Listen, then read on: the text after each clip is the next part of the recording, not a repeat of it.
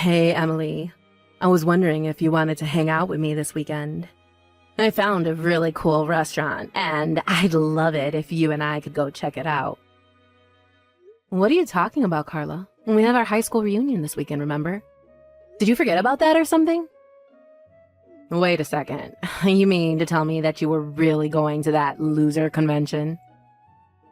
Loser convention? What do you mean by that? Come on now, Emily. You have to know that people like us are cut above the other normies we went to school with. We've already achieved more in our lives than any of them probably will for decades to come. So I think we're better off skipping the reunion and doing something fun. I'm sorry, but I'm still not quite sure that I'm following what you're getting at. I mean, you don't really feel that way about everyone that we've gone to school with, right? Well, it's true, isn't it? I mean, okay, maybe you and I specifically haven't done things with our lives. But we're both engaged to people who have, isn't your fiancé the general manager of the company he works for? Because my fiancé owns his company. My point is that we're better than the rest. And, we should act like it. Carla, I really don't know what to say to any of this right now. I don't get why you're having such a hard time accepting the facts when they are right there. We just did better than everyone else in school, and it shows by the fact that we're marrying the people that we are. Besides, I think who you choose to hang out with says a lot about a person. And if you're still hanging out with people from high school who've done nothing with their lives, instead of your more successful friends, then, well, it's just not good. I'm sorry, Carla, but I think the only thing that's not good around here is your attitude. I still keep in touch with plenty of people from high school, and some of them are my dear friends. So if you don't want to go to the reunion, that's fine, but I'm still going to go. You'll just have to find someone else to hang out with. You've got to be kidding me. You're not serious about this, are you? I am, and I don't think that you're a very good friend if that's really how you think of people. So please, don't try and lump me into the same camp as you. And one more thing you should know, I actually broke off my engagement with my fiancé last week. Hold on a second. You mean to tell me that you were going to marry a general manager and you broke it off? Besides, I heard that your fiancé was in line to inherit the whole company since he's the CEO's son, after all. Well, a lot happened between us, and we realized the marriage just wasn't going to work out. But I'm free next month if you want to try and hang out, just the two of us then. I can let you know what times I actually have available in a little bit. You think I would ever lower myself to hang out with you now? What is that supposed to mean? Haven't you been reading any of my messages at all? It's all about who you know and who you're seen with. And if you're not a winner like me, then I really shouldn't be wasting my time talking to a loser like you. So now, I won't be hanging out with you anytime soon. Hey, Emily, I just walked outside my door and found all kinds of cooked food on my doorstep. And it's basically all the things that I love to eat. Even some of my favorite snacks are in here too. Did you leave all this here for me? Wow, you found all that a lot faster than I thought you were going to. But yes, I was a bit worried about you, so I went out and got you some treats. Wait, what? What do you mean? Why were you worried? Well, you're always talking about how busy you are with work and how you barely even have time to eat. So I just thought it'd be nice and bring some food straight to you. But I don't get it. We broke up, right? We even called off our engagement, so I don't understand. Especially after the reason why we had to break things off was so ridiculous. I'm surprised you still want anything to do with me. Hey, it's not like I don't get why we wouldn't have worked out. You started a company with your friend and it all went belly up. You were the one who told me that you just couldn't marry me like that. So in a way, you kind of did it all to yourself. But what other choice did I have but to call it off? I wanted to give you the world. I was planning a huge wedding for us, but then my friend screwed up our big project and our whole company fell apart. And after that, we lost all of our contracts. And on top of all of that, my friend took the rest of our funds and ran off, leaving the company on the verge of having to declare bankruptcy. Yes, Barry, I know. You've told me the story at least 1,000 times. But what I'm surprised about is that you haven't gone to your parents begging for help. You told me that you didn't want them to keep bailing you out and that this was something you wanted to try on your own. Well, I don't know what else to say. I guess I'm just a bit of a prideful guy sometimes. But either way, I can't believe that our 5 years together had to end that way. I came into your life, made a big mess, and I had to pull out like the loser that I am. I'm just so sorry that I've probably ruined your life too. Barry, no offense, but I'm not the kind of person to let a breakup ruin my life. I am sad that things went the way they did, but not even you have the power to ruin my life with your presence or lack thereof. What do you mean by that? I mean, that I don't care that we're not engaged anymore. But it doesn't mean that I don't care about you. You're still important to me, and I want to try and remain friends. After all, I think it's great how even after being betrayed by your friend, you're still trying to pursue your goals. That's why I felt like I just had to bring you something to eat. I mean, you've been working so hard. And knowing you would probably work all night without taking a bite before you even realized it was morning. So, at least eat something before you finally go to bed. Otherwise, you're just going to be good to no one. Thank you so much, Emily. I don't know what else to say, except that I still feel like I don't deserve this from you. Well, I say you are, and that should be good enough. But anyways, have you still not been able to get a hold of your friend? I mean, what do you think he's going to do with the money he took? I don't know, because I still haven't heard from him. Although, I wouldn't be surprised if he just kept his phone on mute or even changed his number at this point. I even think that he might have moved away, but it's not like I can put out an APB or something. Especially not with a name like Jack Smith. Wait a second. Jack Smith? You know, now that you say that, I think I have a friend actually engaged to a Jack Smith. Oh, really? I wonder if it's the same person. That would really be some odds there. But you never know with these things. Well, how about I send you a picture of him? That way, if you ever find out that they're the same person, just let me know. Okay, sounds good to me. Anyways, good luck with the rest of your work. And you better eat something or else. Got it? Carla, what is the matter with you? Why would you do this to me? Why would you throw all this water on me? Aw, I'm sorry. I was just trying to think of a way to make you go home, and that's all I could think of. But this is what you get for not leaving when I told you to the first time. I just had to do something to make you go away, you know? No, I don't know. And just why do I have to go home, huh? I thought you invited me to your wedding because we were friends. Why even send an invite if you're just going to tell me to go home?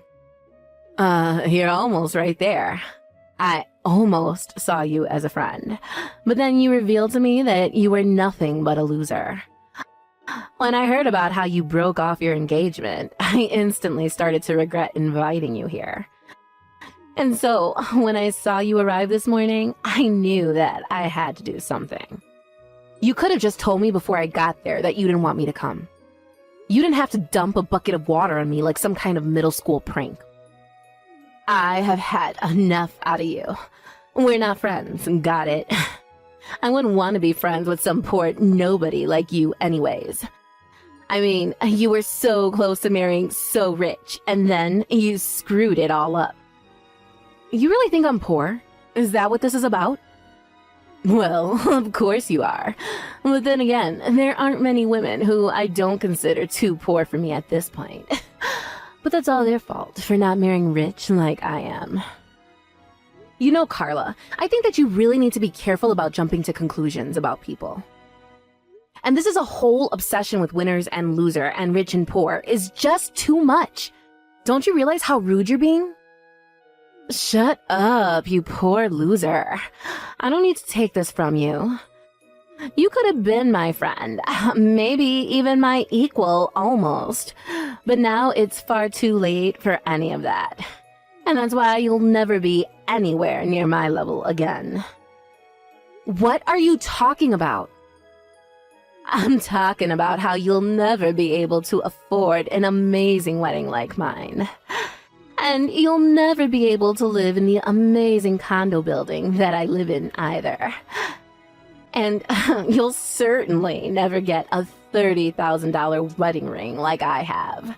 And you'll never be across your entire life as a sad, pathetic loser. I'm not like other women. I'm special. I'm the winner. I'm the best.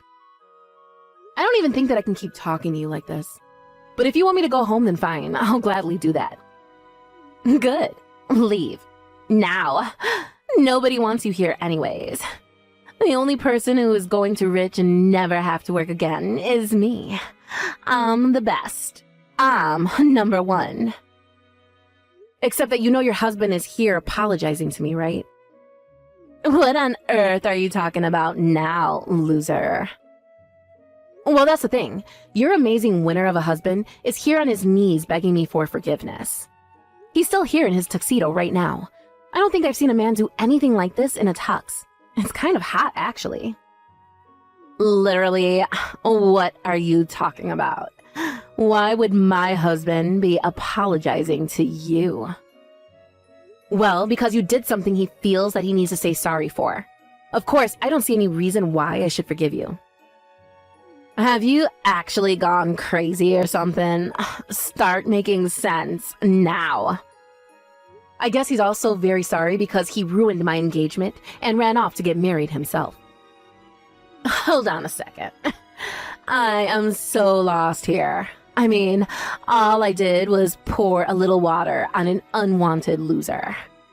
Why would my husband have to apologize to you for anything? Did he forget we're better than you? You don't get it. This is much bigger than you and your dumb prank.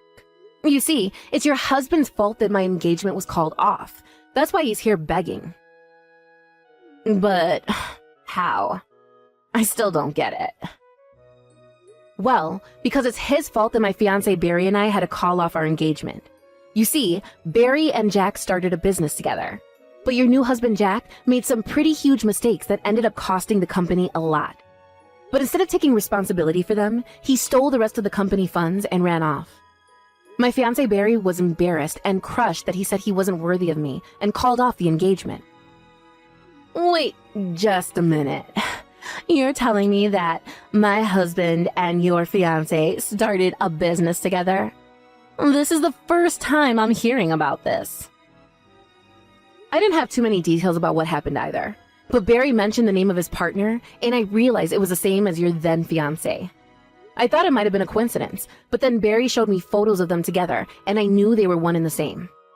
Anyways, I confronted Jack in the changing room, and he admitted to it all, so naturally, I informed the police. But don't worry, I know that you want to have your wedding, so I told them not to show up until after the vows had been exchanged. But I guess I won't be here to see it since I'll be going home. But I hope the two of you get what you deserve. But you can't be serious, right? You really didn't do that, did you? Well, especially after you poured that water on me, Jack came running after me, begging me not to call the police. He heard about what you did to me, and that's why he's here begging on his knees for mercy. This can't be happening. Jack can't be going that to you. My husband would never. Well, I'm afraid he is. Of course, the whole situation was made much worse by the way you treated me. But anyways, the police have already been informed, so it's too late to change anything now. Oh, come on. You don't have to do this. I would be less concerned about that and more worried about wrapping up your wedding before the police get there. Emily, thank you so much. I can't believe you managed to track Jack down. You don't know how much worrying you just saved me. Well, it really all was quite lucky, if I'm being honest. But anyways, I'm just glad that we could find him. Anyways, what about you? How are you doing? Are you eating like I told you to? Yeah, don't worry. I've been eating out of that care package that you sent me, and I feel like a new man now. Some other good news.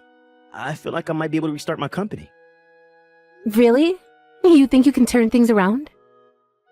Yeah. I know that I've basically lost all of my clients, but now that Exodus has stopped and I'm left with the ones that really believe in me. Not only that, but they understood my situation and said that they would recommend my business to associates here. And I've already started getting calls from new people wanting to work with me. So now I think I have enough funding to keep my project going. Barry, that's incredible. Congratulations on that. That's so amazing. I knew that things would work out for you. It's not me. I've just learned so much about business ever since I was little from my parents. I mean, I feel lucky that I was born into the family that I was, but also because of it, it means that I understood the risks of doing business. But there's one more thing that I'm hoping to set right now, and that's you. Me? What do you mean by that? I mean that after Jack stole my money, I told you that I could marry you, but this whole experience has taught me that I really need you. And now that we caught Jack, I want to ask again, will you marry me? Because if you say yes, I promise that I'll never let you go no matter what. I swear I'll do everything in my power to make you happy. Oh, Barry, I want to say yes, but I know you and your business too well. How about you focus on your company first? I know that things are looking good now, but you need to make sure that they stay that way. After you've done that, then we can talk. You're right. Better to make sure we do this right this time. Thank you so much for understanding, Emily. Emily, this is all your fault. The police just took Jack away. I had no idea that he had done such shady things in the past. From what I heard, Barry wasn't even the first person that Jack had done this to. Apparently, he had a pattern of scamming people out of their money like that. But no one had ever managed to catch him until now. Well, I want you to know, that I divorced him. Jack is no longer my husband. Oh no, you mean the marriage wasn't going to work out? And here I was thinking that you married the perfect man. I thought so too. But he wasn't a winner like me at all. He was just a loser scammer who would have done the same thing to me. But I guess that means if you don't have a husband like Jack, that makes you a loser just like the rest of us, no? Especially after he was arrested just days after you two were married. But I guess that's what you get for always looking down on others because of who you were marrying. How dare you talk to me like that? I thought we were friends. Why are you being so mean to me? Is that supposed to be a joke or something? You insulted me the moment you found out I wasn't going to marry rich like you. Then you invite me to your wedding only to humiliate me in front of everyone, and then try and kick me out. And you know, I would have reported you to the police for what you did as well. That's still a form of violence. You mean that you would have called the cops on me too? Just for a little prank with water? I can still do it if you want to join your husband in jail. No, please. Don't do that. I don't want to go to jail. I wouldn't last a day there. Well, if you don't, then maybe you should check your ego and please just never ever talk to me again. After that, Jack was arrested for his various frauds and eventually sentenced to jail for them. I heard that Carla was brought in as a suspect, but that she was cleared of charges when the police realized she knew nothing. Apparently, while he was in jail, Jack was refusing to sign the divorce papers. Carla was so nervous that he was plotting something with her bank account, so she withdrew all of her money and moved to a new state. Except that every time someone from her past would find her, she was so nervous about being found by Jack, even though he was in jail, that she would pick up everything and move again. As for Barry and I, it took some time, but Barry's company eventually took off into the success that we always knew it would be. The day he took the company public was the day that he proposed to me. I said yes, and we're set to be married next month. But us being married didn't mean that I flipped like Carla into some elitist monster. I still hung out with old friends from high school, and we all gossiped about Carla's situation. In fact, despite being married, very little has changed for me. I'm just glad that everything about the situation appears to have wrapped out quite neatly. Of course, it helps that Barry now has someone like me by his side to help vet potential business partners, and I plan on keeping it that way.